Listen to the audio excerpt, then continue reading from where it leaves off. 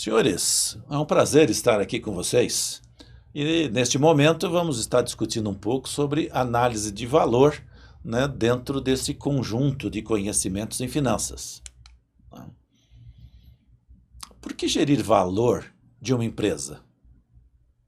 Por que você vai ter interesse em se preocupar com o valor da sua empresa? Você já parou para pensar? O seu patrimônio de sua família dependem da geração de valor do seu negócio, não é? Você está pensando no futuro. Como empresários, empreendedores, muitas vezes nós não estamos imaginando isso. O negócio foi feito. E daí? Para quê? Para que ele tenha um valor, né? Para que este valor sirva para me manter e também a minha família. Quer seja pelo fluxo de caixa do período, distribuição de resultados, seja pelo valor de uma venda. Por exemplo, você já viu que a Piraquê Biscoitos foi vendida para a M. Dias Branco por 1,5 bilhão? Olha, o valor da Piraquê, 1,5 bilhão. O maior patrimônio de uma empresa, de uma família que tem uma empresa, é a empresa. Não são os imóveis, não são os carros, não é isso, é a empresa. Por isso que a empresa precisa ser mantida, precisa gerar valor. A cada ano, você tem que acompanhar o valor da organização para dizer que a tua competência foi gerar valor na organização, apesar de todos os percalços, não tem problema. Não é? Olha lá, a IPO da Ouro Fino, né, foi o primeiro do ano, naquele período, movimentou 418 milhões de reais. É uma parte da empresa. Vejam isso. Esses empresários nunca imaginaram que as organizações deles valiam tudo isso. Olha só. Isso é mostra de competência. Você gerar valor na organização. Então, você precisa gerir o valor da sua empresa. Outra razão é que, pense bem, a aposentadoria não vai garantir sua aposentadoria no padrão desejado. Estou certo ou estou errado? Não é? A previdência, pública ou privada, dificilmente vai garantir o padrão de renda que você quer. Dificilmente. Então, quem vai me garantir é a empresa. A empresa vai garantir. É isso que eu preciso ter de garantia. Preciso gerir valor da organização e cobrar essa geração de valor da organização. Na Previdência, o déficit da Previdência supera gasto com saúde e investimentos. Né? Vão reduzir valores de aposentadorias, tanto no setor público quanto no setor privado, no correr do tempo. Não é isso. Reforma da Previdência é dura e necessária, mas não perfeita. Déficit da Previdência não é inventado. Está aí a nossa discussão. Então, eu preciso gerir valor da empresa para garantir o patrimônio da empresa e garantir a minha aposentadoria e até da família. Esta é a ideia. Não é? E a gente precisa, no correr da gestão, cobrar todo mundo, os gestores todos, pela geração de valor, não só pelo lucro. Nós temos inúmeras organizações que pagam bônus em função de resultado, última linha, e geração de valor. Ok? Bom, a continuidade das empresas ela é importante não apenas para os sócios, mas para toda a sociedade. Porque quando você gera valor para você, para o dono, para a família do dono, você está gerando muito mais para a sociedade. Normalmente, né, se você pegar aí a distribuição de valor das empresas brasileiras, 45% do valor gerado por elas é para governo. Você, empreendedor, você, empresário, vai estar formando a base para se pagar saúde, pagar educação, pagar segurança. É assim que se desenvolve um país, é investindo no empreendedor, no empresário. 21% é para acionistas, ou seja, menos da metade do que vai para governo vai para acionista. 17% é para empregados e 16% para terceiros. Olha isso. A geração de valor ela é de suma importância para o desenvolvimento social, para o desenvolvimento da economia. E aí você deve perguntar, e o que é valor da empresa? Como calcular isto? O valor é diferente de lucro. Lucro é uma coisa, valor é outra. O lucro é gerado no passado. Eu quero a minha demonstração de resultado que apresente o lucro do ano passado. Do ano passado. Eu não tenho uma demonstração de resultado do ano seguinte. Posso ter uma expectativa, não é? Mas quando eu falo lucro, resultado, estou falando normalmente do passado. E valor? Valor é a expectativa de geração de fluxo de caixa no futuro. Você compra uma casa para investir na casa, para poder alugar, por quê? Porque ele vai te garantir um fluxo de aluguéis nesses anos seguintes. Quanto vale a casa? É o valor presente desses aluguéis. Certo? Se você pagar mais do que o valor presente dos aluguéis, você está perdendo dinheiro. Entendeu a ideia? A empresa é a mesma coisa. Quanto vale a empresa? É o valor presente dos fluxos de caixa futuros. Entendeu? Então é importante que na empresa eu tenha esses mecanismos, que a parte financeira faça a gestão com base em lucro do passado e com base em valor do futuro, para o que eu preciso ter orçamento e projeções. Entendido? Decisões que geram valor, que geram lucro, mas não geram valor. Olha, eu posso estar com lucro, mas não com valor. Atenção, lucro é do passado e valor é do futuro. Por exemplo, cortar despesa de manutenção de máquinas. Vai gerar aumento do lucro do ano, mas vai comprometer a produção no futuro. Certo? Cortar investimento em marketing. Estou diminuindo a despesa deste ano, mas estou comprometendo a percepção do mercado quanto aos meus produtos no futuro. Não investir no desenvolvimento de novos produtos ou novos mercados. Olha a rapidez com que os mercados vão mudando. Então, o que eu preciso? Eu preciso investir em desenvolver produtos, em desenvolver mercados. Isto para o futuro. Não investir em tecnologia. Nós estamos na era da tecnologia. Já pensou eu estar com toda a produção, todos os processos lá no passado? Posso estar gerando lucro até um determinado período e não gero valor. Entenderam a ideia? Eu posso ter lucro do passado, mas não está gerando valor. E posso também, não gerar lucro, mas gerar valor. Opa! Olha só, posso não gerar lucro ou reduzir lucro e gerar valor. Por exemplo, investir na modernização da fábrica, vou aumentar a produtividade. Mas aquele gasto que eu tive para modernizar a fábrica, em grande parte vai para onde? Vai para a despesa do período. No próprio período. Diminui o resultado do período. Certo? Mas como eu estou investindo para ter mais produtividade, o custo do produto vai reduzir, a última linha, resultado, vai aumentar. Investir em novos produtos. Você já viu quanto custa investir em novos produtos? Eu tenho um gasto com isso. Esse gasto entra no período, como despesa mesmo. E aí eu tenho uma redução de resultado. Mas esses novos produtos vão gerar receita no futuro. Olha lá, quanto a Apple não gastou para desenvolver o iPhone? Olha o custo, entrou como despesa, prejuízo. Teve prejuízo para gerar maior ganho no futuro, um fluxo de caixa mais positivo no futuro. Investir em pesquisa e desenvolvimento. A mesma coisa, eu estou gastando este ano para gerar uma renda maior no futuro. Investir em novas unidades, na compra de outras empresas. Eu tenho desembolso, eu tenho gastos, despesas, agora redução de resultado, mas estou preparando o futuro. Entendido? Então eu posso não gerar lucro, ter uma retração de lucro, mas gerar valor. Na empresa, em termos financeiros, eu preciso ter as duas visões para poder fazer uma boa discussão.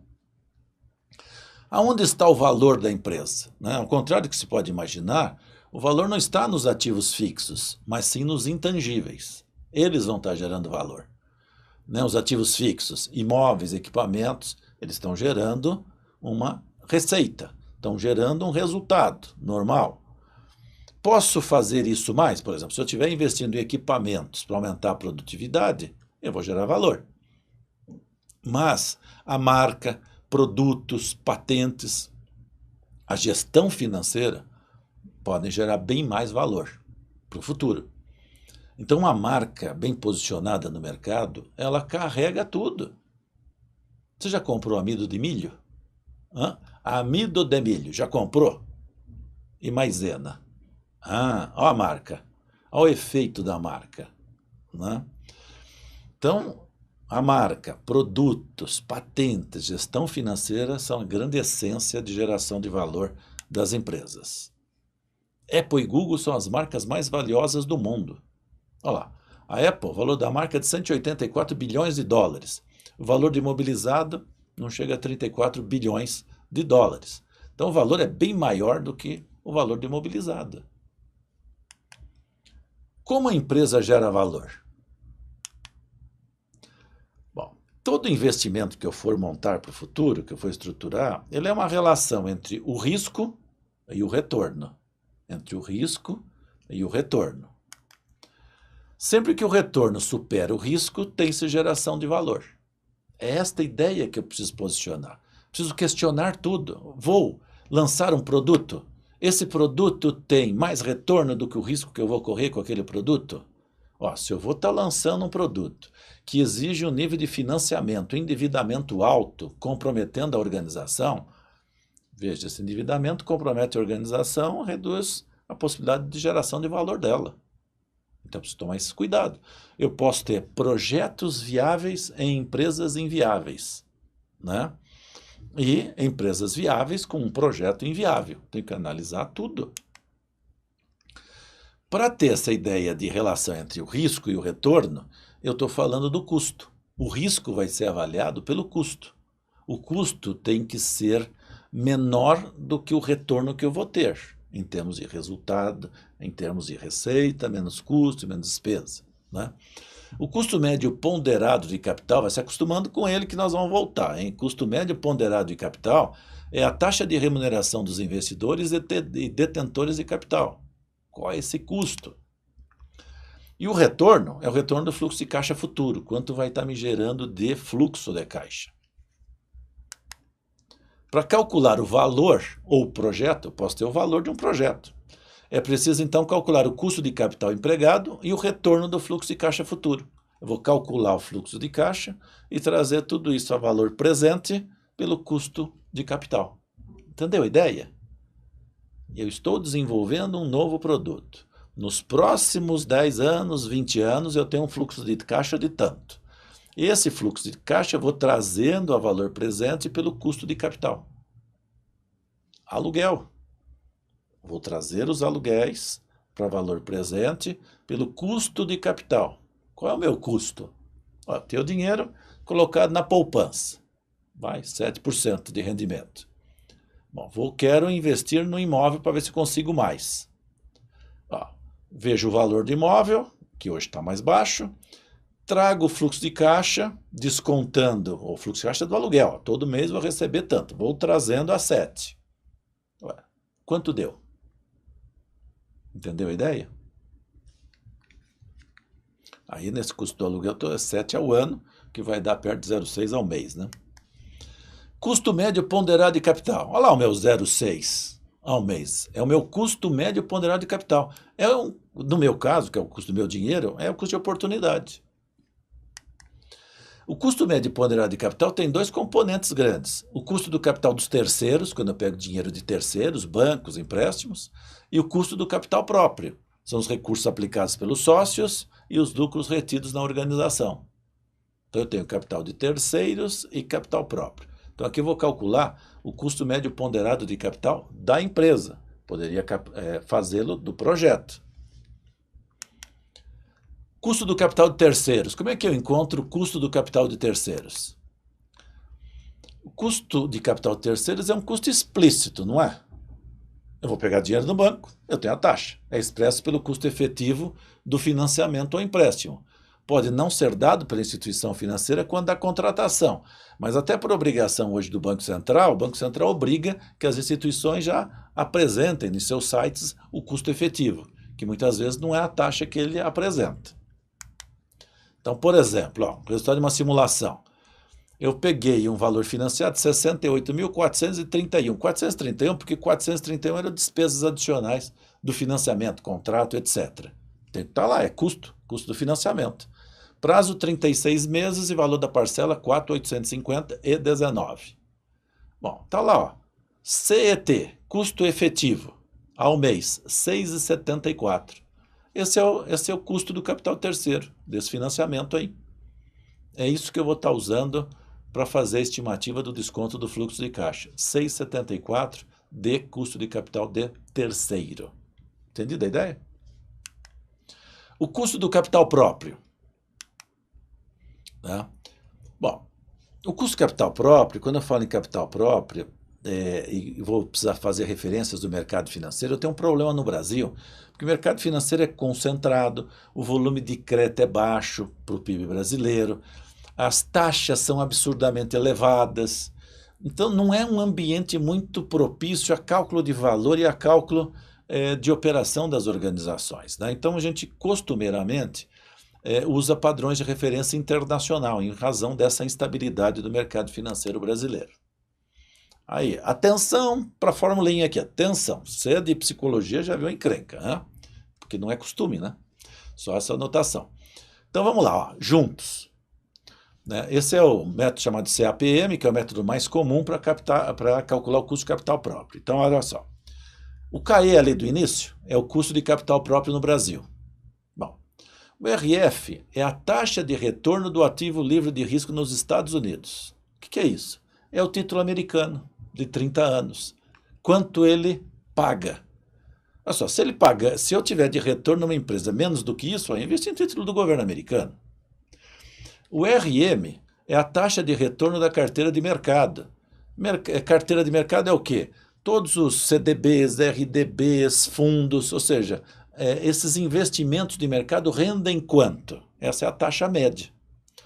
E o RF é o prêmio de risco. Então, veja, se eu pegar essa RM, que é a taxa de mercado, tirar a taxa do ativo livre de risco, Tesouro Americano, eu tenho uma diferença, que a gente chama de spread, tem uma diferença de mercado normal. Não é? Isso eu vou multiplicar pelo nível de risco setorial dos setores nos Estados Unidos. Tem tabela para isso, depois a gente apresenta para vocês. Nível de risco setorial, então tem lá um multiplicador. E aí, como eu estou falando tudo isso para o mercado americano, eu vou acrescentar o risco Brasil. O que é o risco Brasil? É quanto no mercado estrangeiro, financeiro estrangeiro, eles cobram de um título brasileiro em relação ao título americano de 30 anos. Entenderam? Então, para suplantar essa deficiência do mercado brasileiro, a gente calcula do mercado americano e soma a taxa de risco Brasil. Então, vamos lá, um exemplo, né? Taxa livre de risco, 2,45. Isso é quanto me paga ao ano um título do governo americano. O mercado financeiro americano, na média, paga 4,86, média de todos os investimentos. Então, veja, se eu pegar o 4,86 que se paga normalmente e tirar o 2,45, eu tenho um spread, que é o prêmio de risco de mercado, de 2,41. Tá? Então, 2,45 da taxa livre, mais 2,41 de prêmio de risco de mercado. Imagina, estou falando aqui da construção civil, né? O multiplicador da área de construção civil é 1,12. 1,12. Né? Ou seja, os negócios levantados nesse mercado indicam que o múltiplo é 1,12. Prêmio de risco do negócio, né? É o 3 vezes o 4, 2,41 vezes o beta, 1,12, que dá 2,70. Então, 2,70 é o prêmio de investir na construção civil nos Estados Unidos. Só que eu estou falando da construção civil no Brasil. O prêmio de risco Brasil é 4,27. Tá? Então, se eu somar, né, a taxa livre de risco mais o beta vezes o prêmio de risco de mercado mais o risco Brasil, dá 9,42. O que é esse número 9,42? É assim, ó. Se eu for investir em uma empresa da construção civil no Brasil, como investidor, como dono, né, eu preciso, no mínimo, ter um retorno de 9,42. Entendeu? Isso é importante porque muitas vezes, principalmente no caso dos empreendedores, Eles vão fazendo um negócio e o negócio fica como se fosse um filho. Eu não quero cobrar nada do negócio, eu quero que o negócio seja viável. O que é viável? Viável é que ele gere valor. Então ele tem que me pagar, no mínimo, o custo do meu capital ali investido, é o custo da minha família, né? Bom, então tá lá, 9,42 de custo de capital próprio.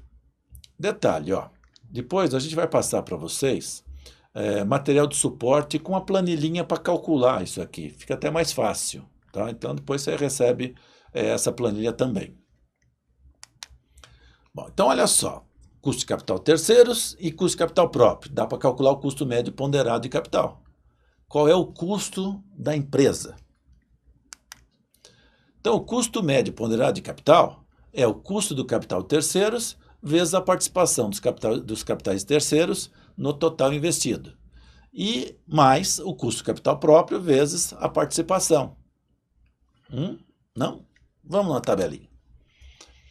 Então, uma primeira situação aqui, ó. Vamos imaginar o seguinte, um investimento de 1 milhão em um projeto ou empresa. Na situação 1, capital próprio, 700 mil, empréstimos 300 mil, dá 1 milhão. Esse 1 milhão, ó, 700 mil sobre 1 milhão dá 70%, 300 mil sobre 1 milhão dá 30%. Imagine que o custo do capital próprio é 20% e o custo de empréstimos é 15%. Como é que eu calculo o custo médio ponderado do capital? Olha lá, 20% de custo de capital próprio vezes 0,7, 70%, mais 15% de custo do empréstimo vezes 0,3, 19%. Custo médio ponderado entre os dois de capital. Entendeu? Então, na situação 1, o custo médio ponderado de capital é 19%. Todo investimento que eu fizer na empresa para gerar valor tem que me trazer um retorno maior do que 19%, senão vai me gerar perda.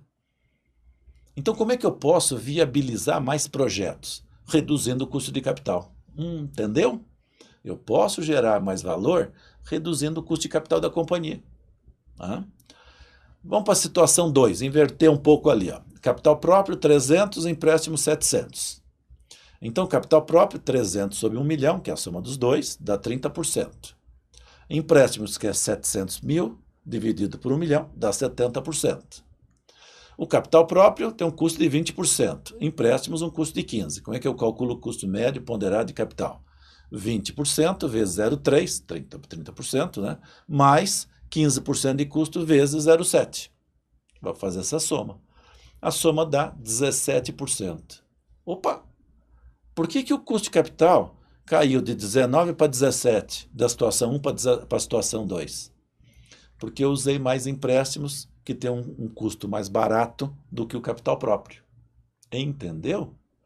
Então, na minha empresa, eu preciso tomar muito cuidado com os custos de capitais. Porque eles podem inviabilizar o negócio do tempo, podem ir destruindo o valor. Ok?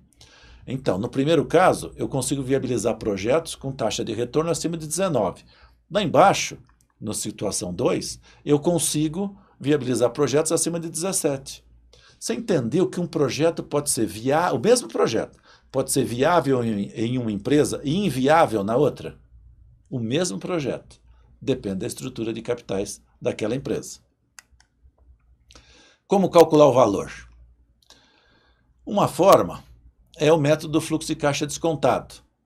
Ele traz a valor presente o fluxo de caixa futuro da empresa ou projeto, descontado pelo custo médio ponderado de capital que nós acabamos de discutir. É o método mais utilizado para avaliação de empresas e projetos. É necessário fazer uma projeção dos fluxos de caixa da empresa ou do projeto avaliado. É isto que gera valor, muitas vezes, é pelo fluxo de caixa. E não é colocar qualquer dado, porque quando o investidor for avaliar, ele vai fazer uma série de perguntas e vai ter que acreditar naquele fluxo futuro que eu estou contando para ele. Se naquele fluxo futuro eu tiver novos produtos, novos projetos, novos mercados, a empresa vai valer mais. Entendeu? Bom, paramos para projetar o fluxo de caixa. Olha lá, as receitas. Vou pegar o histórico, mercado, novos produtos, mercados e começar a projetar. Custos e despesas. Saídas de caixa diretamente e indiretamente relacionadas à operação, à produção. Custo da mercadoria, do produto ou do serviço, despesas administrativas, despesas de vendas. Menos impostos, tributos incidentes sobre a atividade da empresa, como os impostos sobre o faturamento e lucro. Variações no capital de giro, vou precisar de mais recurso, por exemplo, para garantir o ciclo operacional da empresa. Necessidade de novos investimentos, investimentos necessários para a manutenção da estrutura, geração de novos projetos. E despesas financeiras não devem ser consideradas, porque vai estar dentro do custo, tá certo? Do custo médio ponderado de capital.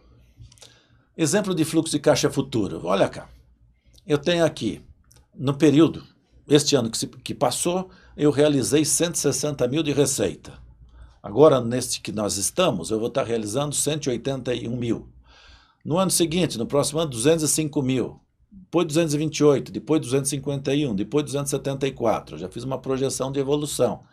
Para isso, eu tenho que ter uma ideia de crescimento do PIB do país, da demanda daquele produto no mercado, de concorrência, vou estar considerando tudo isso. Impostos, vou pegar pela normalidade de impostos que eu tenho pago. Eu tenho a receita líquida de impostos, menos os custos de produção, está lá os custos de produção. Resultado bruto, aí o resultado bruto, a receita líquida menos os custos. As despesas operacionais, desconto, dá o resultado operacional. Menos imposto de renda e contribuição social, dá o NOPAT, ou o resultado praticamente operacional. Menos investimentos e mais ou menos variação no capital de giro, eu tenho fluxo de caixa livre projetado para a companhia. Entenderam? Vou pegar um Excel e vou estruturar isso aqui. O fluxo de caixa livre é o recurso que sobra para remunerar quem aplicou dinheiro na empresa, após a empresa honrar os compromissos decorrentes da operação e programar as necessidades de investimentos. Então, o que eu tenho? Esse horizonte que eu montei no fluxo de caixa, eu tenho um horizonte projetado, por exemplo, 6 anos, 10 anos. Mas eu preciso depois considerar também a perpetuidade. Então, vou trazer tanto esse fluxo de caixa projetado pelo Excel quanto a perpetuidade a valor presente. O valor presente dos fluxos de caixa livre mais o valor da perpetuidade vai me dar o valor da empresa. Bom, calcular o valor da empresa é simples, né? Principalmente no Excel. Basta utilizar a fórmula do valor presente líquido, selecionar o custo de capital e em seguida os fluxos de caixa futuros. No material de suporte que nós vamos disponibilizar para vocês, né, vocês vão ter acesso a um vídeo mostrando passo a passo desse processo aqui. Então, capriche. Né? Bom, esse VPL, o valor presente líquido de todos esses investimentos feitos, de todos esses custos tidos, de todas essas despesas tidas. Se for maior do que zero, a empresa gera valor, o projeto é viável. Por quê? Porque aquele fluxo de caixa paga o custo médio ponderado do capital. Se o valor presente líquido for igual a zero, a empresa consegue remunerar os detentores de capital no que eles querem, que é o custo médio ponderado de capital. O projeto também é viável, mas no ponto de corte. Se o VPL, o valor presente líquido, for menor do que zero, a empresa destrói valor ou o projeto é inviável àquele custo de capital. Entenderam a ideia? E aí eu tenho que rediscutir o VPL daquele projeto para ver em que situação ele se torna viável. Se eu forçar, eu vou destruir valor na minha empresa.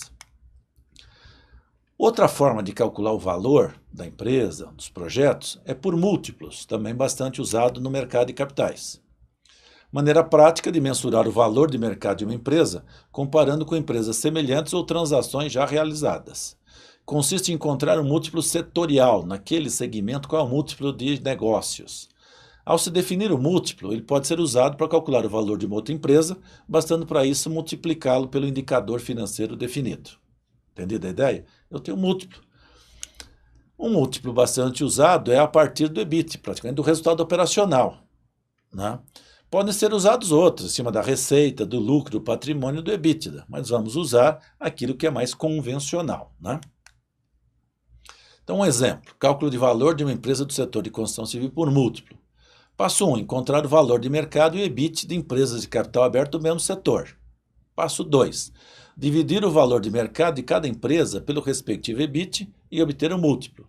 Passo 3, fazer uma média dos múltiplos encontrados. Para facilitar teu cálculo, nesse site do Fundamentos, você conseguirá encontrar o múltiplo de EBIT já calculado para o segmento da construção civil. Né? Então eu tenho lá, ó, empresas, Tenda. o EBIT, né, de valor feito na realização da venda da Tenda, 5,63, na MRV 14,63, na Porto Belo 11,10, na Trisul 18,76, que dá uma média de 12,53. Ou seja, olha só, em média, as empresas foram vendidas a 12 vezes e meia o EBIT. Bom, o EBIT eu tenho da parte contábil, portanto, eu posso ter o valor da companhia. Esse indicador significa que, em média, o mercado avalia que empresas do setor de construção civil valem 12 vezes e meia o EBIT. E assim, para calcular o valor de alguma empresa nesse setor, bastaria multiplicar o EBIT da empresa por 12,53. Tá? Limitações do método de avaliação por múltiplos. A avaliação por múltiplos reflete ainda o passado. O bom do fluxo de caixa descontado é que ele reflete mais o futuro. O múltiplo penaliza empresas que estão fazendo investimentos, né, porque o EBIT, o resultado operacional, é mais baixo.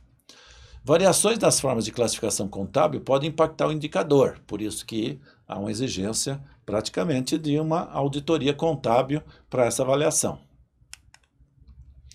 O valor de sua empresa pode garantir o seu patrimônio e a sua aposentadoria. Percebeu isso diretamente? E o futuro nós fazemos. O valor nós geramos. Meu muito obrigado por sua atenção.